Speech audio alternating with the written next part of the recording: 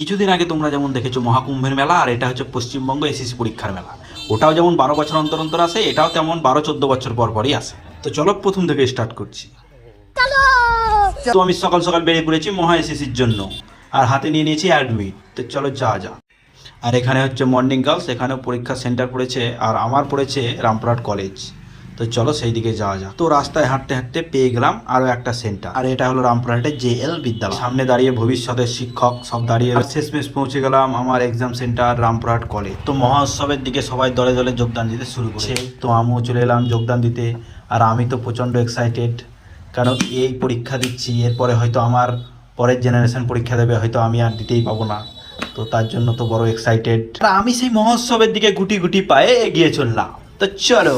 আর আমি ক্যামেরাম্যানকে বললাম যে একটু কাছ থেকে ভালো করে ভিডিওটা নিতে, তো সে পুলিশের ভয় তো আগে গেল না, তো দূর থেকে এইভাবে জুম করে ভিডিওটা নিয়ে নিল। আর আজকের দিনে রোডটাও এত করেছে, মনে হচ্ছে সূর্যটাও আজকে পরীক্ষা দিতে এসেছে। আর পরীক্ষার অ্যাডমিটে বলে দিয়েছে সবকিছু ট্রান্সফারে নিয়ে যেতে। আর আমি এখন একটু ভয়ে ভয়ে আছি, কারণ পুলিশে আমাকে বললো কোমর থেকে বেল্টটা খুলে নিতে, আর সেটার ভয় যাতে প্যান্টটা না খুলে যায় আমার কিছুদিন। কিন্তু হলের ভিতরে ঘটে গেল এক বড় ঘটনা। আমার পাশেই বসেছিল আমাকে যে ছোটবেলায় শিখিয়েছিল সেই মাস্টার, আর তার সঙ্গেই বসে আমি পরীক্ষা দিলাম।